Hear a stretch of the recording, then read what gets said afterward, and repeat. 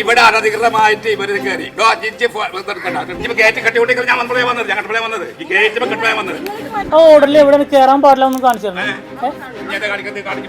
എന്നെ ഫിസിക്കലേക്ക് ഒരുപാട് ബുദ്ധിമുട്ടിച്ചിട്ടുള്ള അബ്യൂസ് ചെയ്തിട്ടുള്ള ഒരു വ്യക്തിയാണ്. മംഗലാപുരം ഞങ്ങളവിടെ വർക്ക് ചെയ്യുന്ന സമയത്ത് അവിടെ വീട്ടിൽ തന്നെ കൂട്ടിയിടുകയും കോടതിയാണ് നമ്മൾ ചിന്തിക്കണില്ല. അതൊക്കെ അവർ കോടതിയാണ്, അതൊക്കെ അവർക്ക് അറിയാം. എല്ലാ പക്ഷേ താങ്കളുടെ ചേട്ടന്റെ മകനാണ് അതെല്ലാം അതെ ശരിയല്ല എന്നല്ല ശരി കോടതി അത് ശരിയല്ലാണ്ടാണ് ഈ കുടുംബം.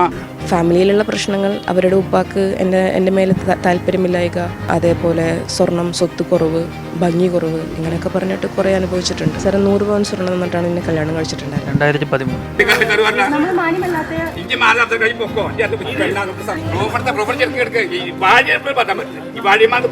അപ്പോൾ വളരെ വിഷമം തോന്നുന്ന ഒരു സിറ്റുവേഷനാണ്. അതായത് ജനിച്ചു വളർന്ന നാടും നമ്മുടെ കൂടെ നിൽക്കുന്നില്ല. ഇപ്പോൾ അദ്ദേഹത്തിനാണെന്നുണ്ടെങ്കിൽ വേറൊരു തരത്തിൽ വേറൊരു ജീവിതം.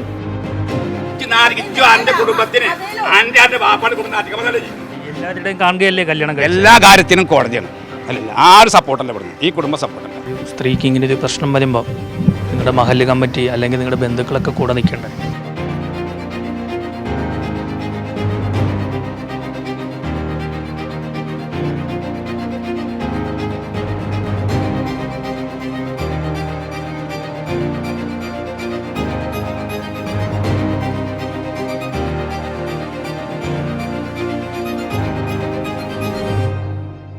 നമസ്കാരം. ചാവക്കാട് എടക്കഴിയൂരിൽ ഒരു യുവതി ഭർത്താവിൻ്റെ വീടിന് മുമ്പിൽ 10 ദിവസമായി സമരത്തിലാണ്. ഭർത്താവ് അവരെ ഉപേക്ഷിച്ചിട്ട് മറ്റൊരു സ്ത്രീയെ വിവാഹം കഴിച്ചു എന്നാണ് അവർ പറയുന്നത്. ഇത് സംബന്ധിച്ച് പോലീസിൽ പരാതി നൽകി, പോലീസ് കേസെടുത്തിട്ടില്ല, കോടതിയിൽ കേസ് നടത്തുകയാണ്. ഇപ്പോൾ വീട്ടിലേക്ക് കയറ്റുന്നില്ല എന്നാണ് യുവതി പറയുന്നത്. ഡോക്ടർ ഐഷ മുഹമ്മദാണ് ഇപ്പം നമ്മളിപ്പോൾ ചേരുന്നത്. ഐഷ, എന്താണ് ഇവിടെ ഇങ്ങനെ വന്ന് നിൽക്കുന്നത്? ഞാൻ ചാവക്കാട് താലൂക്കിൽ എടക്കഴിയൂർ മഹല്ല് നിവാസിയാണ്. ഇതേ മഹലിൽ തന്നെയുള്ള അബ്ദുൽ ലത്തീഫ് ഹാജി എന്നവരുടെ മകൻ ഡോക്ടർ അലി അബ്ദുൽ ലത്തീഫാണ് എന്നെ കല്യാണം കഴിച്ചിരിക്കുന്നത്. നമ്മുടെ ഈ വിവാഹബന്ധം നിലനിൽക്കെ എന്നെ അവരുടെ വീട്ടിനകത്തൊന്നും പുറത്താക്കുക, അതേപോലെ ഈ സമയത്തിൽ നിയമപരമായിട്ട് ഡിവോഴ്സ് എടുക്കാതെയും മുത്തലാഖോ അങ്ങനെയുള്ള മതപരമായ കാര്യങ്ങൾ ചെയ്യാതെയും ഈ ബന്ധം നിലനിൽക്കെ അദ്ദേഹം വേറെ കല്യാണം കഴിച്ചിരിക്കുകയാണ്. ഇപ്പം അത് കഴിച്ചിരിക്കുന്നത് കോഴിക്കോട് നിന്നാണ്. ഇപ്പോൾ എന്നെ ഈ എനിക്കിപ്പം ഭർത്താവിൻ്റെ വീടിനകത്ത് കയറാൻ പറ്റാത്തതിൻ്റെ സാഹചര്യത്തിൽ ഞാനിപ്പോൾ കോടതിയിൽ നിന്നും ഒരു ഓർഡർ എടുത്ത് അവിടെ കയറാൻ വേണ്ടിയിട്ട് വന്ന സമയത്ത് അവർ വീട് പൂട്ടുകയും അതേപോലെ വെള്ളം കറണ്ടൊക്കെ കട്ടാക്കി പുറത്തേക്ക് പോവുകയും ചെയ്തതിൻ്റെ ആ ഒരു സാഹചര്യത്തിൽ ഒരു 10 ദിവസമായിട്ട് ഞാനിപ്പോൾ സമരത്തിലാണ് ഇവിടെ. എന്താണ് നിങ്ങൾ തമ്മിലുള്ള പ്രശ്നങ്ങൾ? ഞങ്ങളുടെ കല്യാണം കഴിഞ്ഞിട്ട് ഇപ്പോൾ 13 വർഷം കഴിയുന്നു. തുടക്കം മുതലേ ഈ പറഞ്ഞ സ്വത്ത് കുറവ്, സ്വർണം കുറവ്, അങ്ങനെ പറഞ്ഞിട്ടും ശാരീരികമായും മാനസികമായിട്ടും ഒരു കുട്ടിയുള്ള എനിക്കൊരു മകളുണ്ട്. ആ മകളുള്ളപ്പോൾ തന്നെ ഒരുപാട് ഞാൻ പീഡനങ്ങൾ അനുഭവിച്ചിട്ടുണ്ട്. എന്നെ ഫിസിക്കലേക്ക് ഒരുപാട് ബുദ്ധിമുട്ടിച്ചിട്ടുള്ള അബ്യൂസ് ചെയ്തിട്ടുള്ള ഒരു വ്യക്തിയാണ്. ഞാനൊരു ഫോട്ടോ ഷെയർ ചെയ്യുന്നുണ്ട്. ഈ പറഞ്ഞ പല സാഹചര്യങ്ങളിലൂടെ കടന്ന് കൊറോണ കാലത്ത് എന്നെ അവിടെ വീട്ടിൽ മംഗലാപുരം ഞങ്ങളവിടെ വർക്ക് ചെയ്യുന്ന സമയത്ത് അവിടെ വീട്ടിൽ തന്നെ പൂട്ടിയിടുകയും അത് പ്രകാരം മംഗലാപുരം പോലീസിൻ്റെ സഹായത്തോടൊക്കെ കൂടെയാണ് ഞാനിവിടെ നാട്ടിലോട്ട് തിരിച്ചു വന്നിട്ടുണ്ടായിരുന്നത്. അതുപോലെ ടോർച്ചറിങ് ആയിരുന്നു. അവർ രാത്രി വന്നിട്ട് നമ്മളെ സഹായിക്കുകയും ഇതുപോലെ രാവിലെ ഇവിടെ നിന്നും ആ കൊറോണയിലെ ലോക്ക്ഡൗണിൻ്റെ കാലത്തിൽ ബോർഡർ വന്നിട്ട് അത്രയും ബുദ്ധിമുട്ടിയിട്ടൊക്കെയാണ് ഞാൻ തിരിച്ചു വന്നിട്ടുണ്ടായിരുന്നത്. എന്ത് പറഞ്ഞിട്ടാണ് ഈ ഉപദ്രവിക്കുന്നത്? ഫാമിലിയിലുള്ള പ്രശ്നങ്ങൾ, അവരുടെ ഉപ്പാക്ക് എൻ്റെ മേലെ താല്പര്യമില്ലായ്ക, അതേപോലെ സ്വർണം, സ്വത്ത് കുറവ്, ഭംഗി കുറവ്, ഇങ്ങനെയൊക്കെ പറഞ്ഞിട്ട് കുറേ അനുഭവിച്ചിട്ടുണ്ട്. സ്വർണ്ണം കുറവെന്ന് പറഞ്ഞാൽ എത്ര പവൻ തന്നിട്ടാണ് കെട്ടിച്ചു വിട്ടത്? സാർ 100 പവൻ സ്വർണ്ണം തന്നിട്ടാണ് എന്നെ കല്യാണം കഴിച്ചിട്ടുണ്ടായിരുന്നത്. 2013. അതെ, 2013 നിക്കാഹ്, 2015 റിസപ്ഷൻ. അന്ന് പ്രോപ്പർ ഫംഗ്ഷനായിട്ട് ഒരു 100 പവൻ സ്വർണ്ണം, അതേപോലെ പല തവണകളായിട്ട് കുറച്ച് കാശും ഒക്കെ അദ്ദേഹം കൈപ്പറ്റിയിട്ടുണ്ട് നമ്മളെടുത്തു നിന്ന്. ഇപ്പോൾ അതൊന്നും തിരികെ തരാതെ മകളുടെ കാര്യത്തിൽ ഒരു കാര്യവും ചെയ്യാണ്ട് നാളിതുവരെ 1 രൂപ പോലും മെയിൻ്റനൻസ് തന്നിട്ടില്ല. മോളെ ഞാൻ സ്വന്തമാണ് വളർത്തുന്നത്. അപ്പോൾ ഇതൊക്കെ തരാതെയാണ് ഇദ്ദേഹം ഈ ബന്ധം നിലനിൽക്ക് വേറെ കല്യാണം കഴിച്ചിട്ടിപ്പം ജീവിതവുമായിട്ട് മുന്നോട്ട് പോയിട്ടുള്ളത്. ഞാൻ മനസ്സിലാക്കിയത് അവിടെ ആനക്കുഴിക്കര മാണിയമ്പലം എന്ന് പറഞ്ഞിട്ട് പൂവാറ്റുപുറമ്പാന്നാണ് സ്ഥലത്തിൻ്റെ പേര്. അവിടെയുള്ള ഒരു മഹലാണ് അവരുടെ കല്യാണം നടത്തി കൊടുത്തിരിക്കുന്നത്. ഈ കല്യാണം നടത്തുമ്പോൾ ഈ മഹല്ല് കമ്മിറ്റി, അതായത് നിങ്ങളുടെ മഹല്ല്, അതായത് ഈ പറഞ്ഞ നിങ്ങളുടെ ഭർത്താവിൻ്റെ മഹല്ലിൽ നിന്നൊരു ലെറ്റർ ഇല്ലാതെ മറ്റൊരു മഹല്ലിൽ പോയിട്ട് കല്യാണം കഴിക്കാൻ പറ്റുമോ? സാർ, എനിക്ക് അതിനൊരു സാക്ഷ്യപത്രം കിട്ടിയിട്ടുണ്ട്. എൻ്റെ മഹല് അതിന് സമ്മതം കൊടുത്തിട്ടില്ല എന്ന് പറഞ്ഞിട്ടുള്ളതിൻ്റെ ഒരു ലെറ്റർ എനിക്ക് എവിഡൻസ്, എനിക്ക് പ്രൂഫായി തന്നിട്ടുണ്ട്. അവിടെ ചെന്നപ്പോൾ എനിക്കറിയാൻ കഴിഞ്ഞത് അതവിടുത്തെ ഒരു പ്രസിഡൻറ്റ്, അദ്ദേഹത്തിൻ്റെ പേര് ജാഫർ എന്നാണ്. അദ്ദേഹത്തിൻ്റെ വ്യക്തി താല്പര്യത്തിന്മേലാണ് ഇത് നടന്നതെന്നാണ് പറയപ്പെടുന്നത്. പക്ഷേ ഇതിലിപ്പോൾ നഷ്ടക്കാരി ഞാനും എൻ്റെ മകളായി മാറിയിട്ടുണ്ട്. നമ്മൾ രണ്ടുപേരും ഒരു ബന്ധത്തിൽ നിൽക്കെ അദ്ദേഹത്തിന് സുഖമായിട്ട് ജീവിതം മുന്നോട്ട് പോകാൻ പറ്റി. ഞാനും എൻ്റെ മകളും ഇതിനകത്ത് വിക്ടിംസായിട്ട് അനുഭവിച്ചുകൊണ്ടിരിക്കുകയാണ്. ഇപ്പോൾ നോക്കൂ, 10 ദിവസമായിട്ട് ഞാനിതിൻ്റെ വീടിൻ്റെ ഫ്രണ്ടിലായിട്ട് സമരത്തിലുമാണ്. ആരുമില്ല നമ്മളെ കേൾക്കാൻ. ഈ മഹലിൽ പോയാൽ പറയും അവർക്കൊന്നും ചെയ്യാനില്ല എന്ന് പറയും. ആ മഹലിൽ പോയാൽ പറയും നമുക്ക് കല്യാണത്തിൻ്റെ മുന്നേ, അതായത് അവർ രഹസ്യ സ്വഭാവത്തിൽ നടത്തിയ ഈ കല്യാണത്തിൻ്റെ മുന്നേ ഞാൻ ചെന്നിട്ട് പരാതി കൊടുക്കണമായിരുന്നു എന്നുള്ളത്. അപ്പോൾ വളരെ വിഷമം തോന്നുന്നൊരു സിറ്റുവേഷനാണ്. അതായത് ജനിച്ചു വളർന്ന നാടും നമ്മുടെ കൂടെ നിൽക്കുന്നില്ല. ഇപ്പോൾ അദ്ദേഹത്തിനാണെന്നുണ്ടെങ്കിൽ വേറൊരു ജീവിതം ഉണ്ടാക്കി കൊടുത്തിട്ട് ഇപ്പോൾ ഞാനും എൻ്റെ മകളും വഴിയാധാരമായിരിക്കുകയാണ്. എന്താണ് ആയിഷയല്ലാതെ ഇവിടെ ഒറ്റപ്പെടുത്തുന്നത്? അതെനിക്കറിയില്ല സാർ. ഇപ്പം ഞാൻ പറയുന്നതിനകത്ത് ഇത്രയും സത്യമുണ്ടായിരിക്കെ ഇതിനകത്തുള്ള ഈ ജേണി എൻ്റെ നാട്ടിലുള്ള പലർക്കും, നമ്മൾ ഒരേ നാട്ടുകാരായതുകൊണ്ട് പലർക്കും അറിയുന്ന ഒരു കാര്യം കൂടിയാണ്. എന്നിട്ട് ഞാൻ എന്തുകൊണ്ടാണ് ഒറ്റപ്പെട്ട് പോകേണ്ടത് എന്നുള്ളതിന് ഉത്തരം പറയേണ്ടത് ഞാനല്ലല്ലോ, ഇവൻ്റെ സമൂഹമല്ലേ. അവരത്രയ്ക്ക് പണം ഇവർക്കൊക്കെ കൊടുക്കുന്നുണ്ടോ? അങ്ങനെയാണെന്ന് വിചാരിക്കുന്നു. അവർ സാമ്പത്തികമായി ഒരുപാട് മുന്നോട്ട് നിൽക്കുന്ന ആൾക്കാരാണ്, എൻ്റെ ഭർത്താവിൻ്റെ കുടുംബം. അതായിരിക്കാം. അതല്ലെങ്കിൽ മഹലടക്കം ആരും എന്താ നമ്മളുടെ കൂടെ നിൽക്കാത്തത്? അപ്പോൾ എനിക്ക് ഉത്തരം തരേണ്ടത് എൻ്റെ സമൂഹമാണ്. ഒരു സ്ത്രീക്ക് ഇങ്ങനെ ഒരു പ്രശ്നം വരുമ്പോൾ നിങ്ങളുടെ മഹല്ല് കമ്മിറ്റി അല്ലെങ്കിൽ നിങ്ങളുടെ ബന്ധുക്കളൊക്കെ കൂടെ നിൽക്കണ്ടേ? എനിക്കറിയില്ല സാർ അതിനെങ്ങനെ ഉത്തരം പറയാന്നുള്ളത്. ഞാനൊരു പോസ്റ്റ് ഇട്ടിട്ടുണ്ടായിരുന്നു സോഷ്യൽ മീഡിയയിനകത്ത്. അപ്പോൾ ഞാൻ മനസ്സിലാക്കിയത് ഇത് എൻ്റെ മാത്രം വിധിയല്ല, ഇതുപോലെ അനുഭവിക്കുന്ന ഒരുപാട് പെൺകുട്ടികൾ നമുക്കിടയിലുണ്ട്. സത്യം പറഞ്ഞാൽ ആ പോസ്റ്റ് ഇട്ടിട്ട് പലരുടെയും കഥ കേട്ടപ്പോൾ ഞാൻ മനസ്സിലാക്കിയുള്ള ഒരു കാര്യം എന്താണെന്ന് വെച്ചാൽ എൻ്റെ പ്രശ്നമൊക്കെ അതിൽ കുറച്ചും കൂടെ കുഴപ്പമില്ലാന്ന് തോന്നുന്നു. കാരണം പഠിച്ചിട്ടുള്ളത് കൊണ്ട് ഇത് കഴിഞ്ഞിട്ടുണ്ടെങ്കിൽ എനിക്ക് പോകാനൊരു സ്ഥലമുണ്ട്, കണ്ടുപിടിക്കാനൊരു ഇപ്പോൾ ജോലിയുണ്ട്, കണ്ടുപിടിക്കാൻ ഇനിയൊരു ജോലിക്ക് സാധ്യതകളുണ്ട്. ഞാൻ പലരുടെയും കഥ കേട്ടു. 4 കുട്ടികളുള്ള, ജോലിയില്ലാത്ത, സ്വർണ്ണം മുഴുവൻ ഇതുപോലെ ഭർത്താവ് ഉപയോഗിച്ചിട്ടുള്ള കഷ്ടപ്പെടുന്ന കുറേ പെൺകുട്ടികളുടെ കഥ കേട്ടു. അപ്പോൾ എനിക്ക് തോന്നുന്നത് എൻ്റെ മാത്രം വിധിയല്ല, അല്ലെങ്കിൽ ഇത് എൻ്റെ മാത്രം ജീവിതവുമല്ല. അതിനെതിരെയുള്ളൊരു ഫൈറ്റാണ് തുടങ്ങിയത്. വ്യക്തിപരമായിട്ടാണെങ്കിലും എനിക്കിപ്പോൾ തോന്നുന്നു ഞാനൊക്കെ ആരെങ്കിലുമൊക്കെ സംസാരിക്കണ്ടേ സാർ ഇതിന് വേണ്ടിയിട്ട്. ആവുമ്പോഴൊക്കെ ഞാൻ ഫൈറ്റ് ചെയ്യും. അതിനും കൂടിയുള്ളൊരു ഫൈറ്റാണിത്. പോലീസിൻ്റെ സഹായം ലഭിച്ചിട്ടുണ്ടോ? അത് എനിക്കറിയില്ല സാർ. പോലീസിൻ്റെ സഹായം എനിക്കങ്ങനെ തോന്നുന്നില്ല. പല സമയങ്ങളിലും എനിക്ക് അനുകൂലമല്ലാത്ത, പ്രതികൂലമായ രീതിയിൽ പല തവണയായി ഇപ്പോൾ ഞാൻ ചാവക്കാട് പോലീസിൽ നിന്നും പലതരത്തിലും അനുഭവങ്ങൾ എന്താ പറയുക, ഞാൻ അനുഭവിച്ചുകൊണ്ടിരിക്കുന്നുണ്ട്. അങ്ങനെ ഭയങ്കരമായിട്ടുള്ളൊരു സഹായം എനിക്ക് ഇല്ല. ഇനിയിപ്പോൾ മേലധികാരികൾക്ക് ഒരു പരാതി കൊടുക്കാൻ പറഞ്ഞിട്ടുണ്ട്. അതുമായിട്ട് മുന്നോട്ട് പോകണം. പക്ഷെ നമുക്ക് ചെയ്യാൻ ലിമിറ്റേഷൻസ് ഉണ്ടല്ലോ സാർ. എന്തൊക്കെ ചെയ്യും? വീട്ടിൽ മകളുണ്ട്, സ്വന്തമായിട്ടുള്ള ഈ വക കാര്യങ്ങൾ നോക്കണം. ഈ കോടതികളിൽ, ഫാമിലി കോടതിയിൽ കേസ് നിൽക്കുന്നുണ്ട്, മജിസ്ട്രേറ്റ് കോടതിയിൽ കേസുണ്ട്. ഈ കേസുകൾക്കെല്ലാം പോകണം. അപ്പോൾ ലിമിറ്റേഷൻസ് ഉണ്ട്. പരാതികൾ കൊടുക്കണം. മുന്നോട്ടേക്ക് തന്നെയാണ്, ശക്തമായിട്ട് മുന്നോട്ടേക്ക് തന്നെ പോകാൻ തന്നെയാണ് എൻ്റെ പ്ലാന്. ഐഷയുടെ കുടുംബം ഒപ്പം തന്നെയുണ്ടോ? ഉണ്ട്, അവരൊപ്പം തന്നെയുണ്ട്.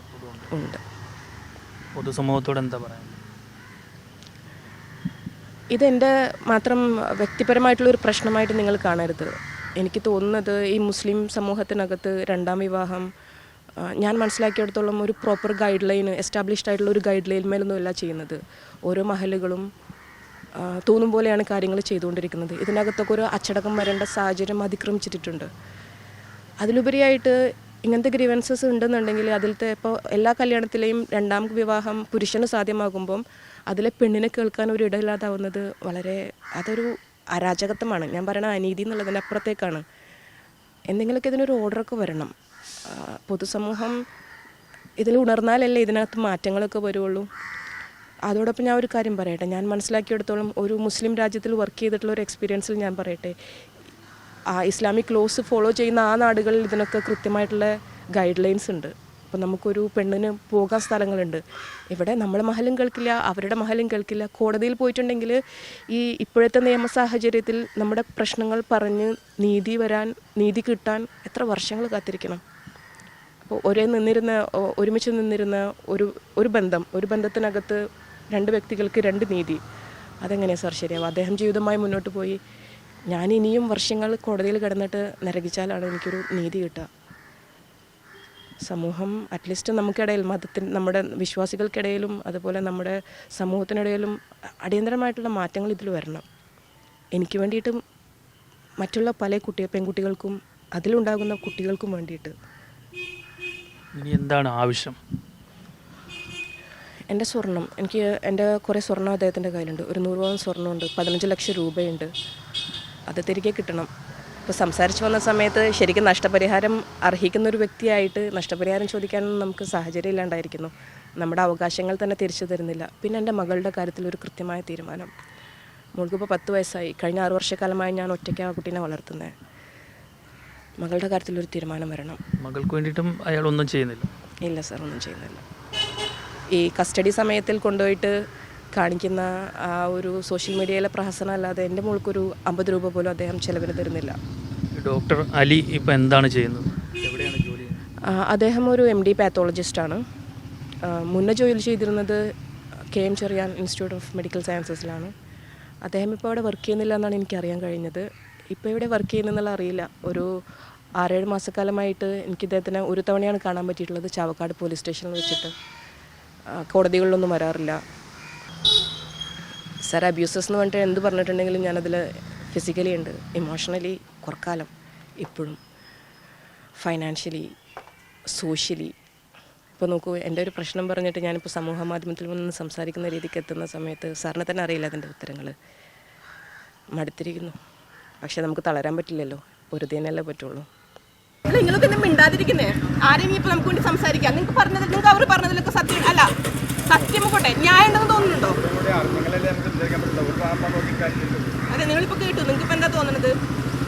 എൻ്റെ ചെറിയ പ്രായത്തിൽ ഞാനൊന്ന് ഒരാളെ ഇഷ്ടപ്പെട്ടതോ? അതാണോ അപ്പോൾ നിങ്ങൾ എൻ്റെ 20 വയസ്സിൽ ഞാൻ ഇഷ്ടപ്പെട്ടൊരു ഇഷ്ടമാണോ നിങ്ങളിപ്പം ഇത്ര കാലത്തിലും എന്നെ അനുഭവിപ്പിക്കുന്നത്? അതുകൊണ്ടാണോ നിങ്ങളൊക്കെ തീരുമാനം എടുക്കാത്തത്? ഇനി അതുകൊണ്ട് തന്നെയാണോ ഇയാൾ വേറെ കല്യാണം കഴിച്ചിട്ട് മിണ്ടാതിരിക്കുന്നത്?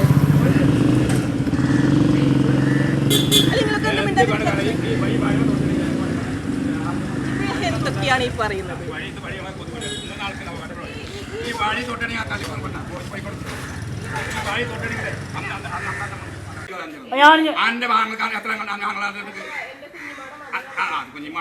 ഞാനല്ല അപ്പൊ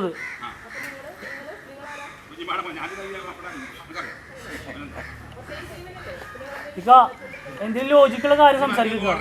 ഒന്ന് ചോദിക്കാം. ഒന്ന് ആ ഓർഡറിൽ എവിടെ കയറാൻ പാടില്ല ഒന്ന് കാണിച്ചു തരണം. എവിടെ? ഇതാണ്, ഇതുകൊണ്ടാണ് ഞങ്ങൾ പൊട്ടി പോണത്. എവിടെ? ഒന്ന് സൂം ചെയ്തു ഇത് ഒന്ന് ഓർക്കൊന്ന് വായിച്ചോ. ഈ ഓർഡർ ഒന്ന് വായിച്ചോ. ഇതിലെവിടെയാണ് കയറാൻ പാടില്ല? ഓർഡർ വായിക്ക്. എന്താ വായിക്കുന്നത്? This is application protection woman from domestic act. ഏഡ് പെഷ്യൂർഡ് ഐ ആം സാറ്റിസ്ഫൈഡ് പ്രൈം ഇതാണ് ഫേസി ആൻഡ് പിന്നെ ഡൊമസ്റ്റിക് വയലൻസ് ഹാസ് ഒക്കോർഡ്. പിന്നെ delay in waiting for completion for notice response may be judicial hence and Indian order in passing follows. Respondents are restrained from committing domestic violence upon the petitioner any from. Respondent are restrained from causing nuisance to peaceful living. ഇത് വേണ്ട, ഞാൻ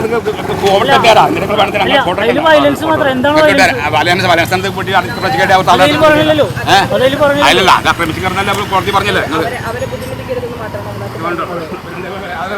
അല്ല, അങ്ങനെ പൂട്ടി പോ. ഇനി നിങ്ങൾ തന്നെ പറയും. എൻ്റെ അടുത്ത വീട്ടിൽ കയറി താമസിച്ചോളാനും ആണ് പറഞ്ഞിട്ടുണ്ടായിരുന്നത്. ഇന്നലെ മജിസ്ട്രേറ്റും അത് തന്നെയാണ് സംസാരിച്ചത്. ഇവരുടെ അടുത്ത് ചോദിച്ചിരുന്നു അങ്ങനെ താമസിക്കാൻ റെഡിയാണോ എന്ന് ചോദിച്ച സമയത്ത് ഇവരെന്താ പറയുന്നത് വെച്ചാൽ അവർക്ക് സമ്മതമല്ല എന്നുള്ളതാണ്.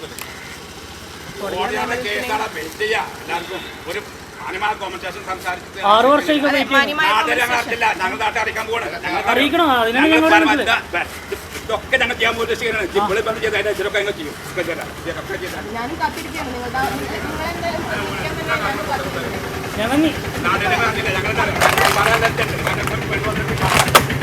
ഇവിടെ തുല്യത പെണ്ണ് കാണുന്നില്ല, നിയമം എല്ലാവർക്കും തുല്യത. അല്ല, ഇതിൽ എനിക്ക് തളരാൻ പറ്റില്ല. എനിക്കിത് മുന്നോട്ട് കൊണ്ടുപോകാനേ പറ്റുള്ളൂ. പക്ഷെ പരസ്യമായിട്ട് ഇങ്ങനെ നിന്ന് അപമാനിക്കുന്നത് ഞാൻ വിചാരിച്ചില്ലായിരുന്നു കേട്ടോ. കുഴപ്പമില്ല. ഈ വീട്ടിലേക്ക് വലിഞ്ഞു കയറി വന്നതാണെന്നാണല്ലോ അവർ പറയുന്നത്, കല്യാണം കഴിച്ചല്ലെന്ന്. ഞങ്ങൾക്ക് ഫോട്ടോസ് അയച്ചു തരാം. ഇവിടെ നിക്കാഹിന് ഒരു 250-300 ആൾക്കാർ, കല്യാണത്തിന് ഇതേപോലെ തന്നെ 100 പവൻ കൊടുത്ത് പ്രോപ്പറായിട്ട് ഫങ്ഷൻസൊക്കെ ആക്കിയിട്ട് കല്യാണം നടന്നിട്ടുള്ളതാണ്. ഈ നാട്ടിലുള്ള എല്ലാ പൗരപ്രമുഖന്മാരും ആ കല്യാണത്തിലുണ്ടായിരുന്നു. പിന്നെ അപ്പോൾ അതിനകത്ത് ഇപ്പം എന്താ പറയുക, വലിഞ്ഞു കയറി വരിക എന്ന് പറയുമ്പോൾ നിങ്ങൾ എന്താ ഉദ്ദേശിക്കുന്നത്? വലിഞ്ഞു കയറി വരേണ്ട ഒരു പ്രശ്നമുണ്ട്. അങ്ങനത്തെ ഒരു സാഹചര്യത്തിലാണെന്ന് എനിക്ക് തോന്നുന്നില്ല. ഇവർ ഈ പറയുന്നതൊക്കെ എന്താണ്, ഇവരെന്താണ് ഇവർ ഈ പറയുന്നത്? ഈ ഞാനല്ല പറയുന്നത്, ഇതിൽ കോടതി നടക്കുന്ന കേസാണ്. അത് ഞങ്ങൾക്ക് ഒരൊറ്റ ഇഷ്ടം സംസാരിക്കാറില്ല. ഞങ്ങൾ ഈ വീട് തടസ്സപ്പെടുത്തിന് മാത്രമേ പറയാനുള്ളത്. ഞങ്ങൾ പറഞ്ഞു കഴിഞ്ഞു ഞങ്ങൾക്ക് വേറെ ഒന്നും പറയില്ല. ഇതൊക്കെ ബാറ്റിക്കെ കോടതിയിലാണ് സംസാരിക്കുന്നത്. കോടതി നടക്കും എന്നാണ് സംശയങ്ങൾ. അതിൻ്റെ ചെക്കൻ്റെ ഭർത്താവ് എന്ന ആൾ ഇവിടെ ഇല്ല, അതിൻ്റെ കുടുംബത്തിൻ്റെ പക്ഷങ്ങൾ ആരും ഇവിടെ ഇല്ല. ഇവിടെ വീട്ടിൽ വന്നിട്ട് ശല്യപ്പെടുത്തുക, ഞങ്ങളെ ശല്യപ്പെടുത്തുക, ഞങ്ങൾ ഇതിൻ്റെ ഹാപ്പി ഞങ്ങൾ വീട്ടിൽ ശല്യപ്പെടുത്തുക, ഈ ഗേറ്റ് അടക്കുക, വന്നിടുക. ഇത് വന്നിട്ട് ഒരാഴ്ച കൂടുതലായി ഇങ്ങനെ ശല്യപ്പെടുത്തണം അല്ല.